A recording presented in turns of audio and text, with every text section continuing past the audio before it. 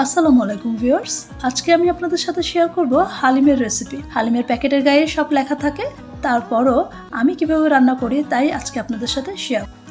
প্রথমে উষ্ণ গরম পানিতে ডালগুলো ভেজতে দেব 1 ঘন্টার জন্য।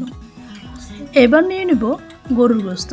গরুর গোশত চর্বি ও হাড্ডিযুক্ত হলে হালিমের টেস্ট খুব ভালো হয়। এবার হালিম প্যাকেটের মধ্যে থাকা মশলার যে প্যাকেটটি ওটা পুরোটুকু ঢেলে দেব। এখানে আমি বাড়তি কোনো লবণ ইউজ করব না। দিয়ে দিচ্ছি পেঁয়াজ কুচি, ভালোভাবে মেখে নেব।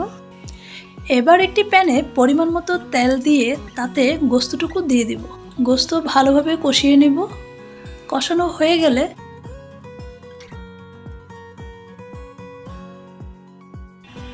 পরিমাণ মতো পানি দিয়ে তাতে ঢেকে দেব এবং ওয়েট করব যতক্ষণ না পর্যন্ত ঠিকমতো বয়েল না হয়।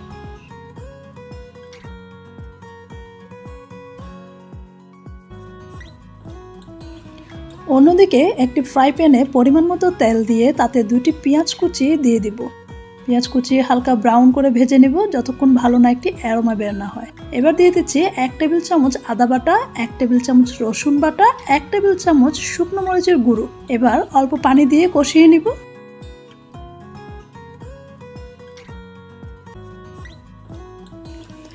এ পর্যায়ে আমি অ্যাড করে দিচ্ছি 1 টেবিল চামচ মাংসের মশলা।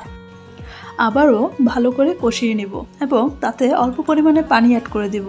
ভালোভাবে কষানো হয়ে গেলে এইদিকে হালিমের মাংসটুকু বেশ ভালোভাবে কুকড হয়ে গেছে। এবার দিয়ে দেব কষানো মশলায় ভেজানো হালিমের ডালগুলো। প্যাকেটের মশলায় যেটুকু লবণ ছিল তা ডালের জন্য পর্যাপ্ত নয়, তাই আমি এখানে এক্সট্রা করে লবণ ইউজ করেছি 1 টেবিল চামচ। এবার ভালোভাবে নেড়ে চেড়ে দিব। এ পর্যায়ে ডালের মিশ্রণটুকু রান্না করে রাখা গরুর গোশতের সাথে অ্যাড করে দিচ্ছি।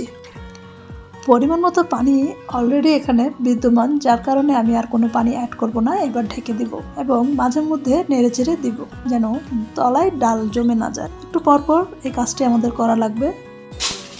অনেকের কাছে মনে হতে পারে হালিম হয়ে গিয়েছে, মিশ্রণটি ঘন হয়ে গেছে, কিন্তু সামান্য একটু হাতে নিয়ে দেখবেন ডাল দানাদার রয়েছে, তাই একটু ধৈর্য নিয়ে রান্না করতে হবে। এর মধ্যে ডাল, চাল ও শস্যদানা রয়েছে, তাই থকথকে হওয়া পর্যন্ত আমাদের রান্না করা লাগবে।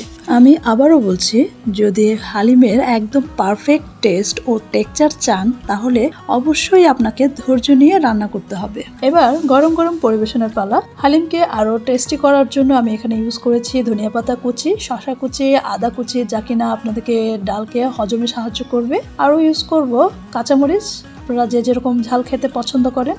দিয়ে দিচ্ছি পেঁয়াজ বেরেস্তা, আরও দিয়ে দেব লেবুর রস। ইফতারি আইটেমের মাঝে যদি এইরকম একটি হেলদি টেস্টি হালিম থাকে এক বাটি, তাহলে আর কিছুই লাগে না।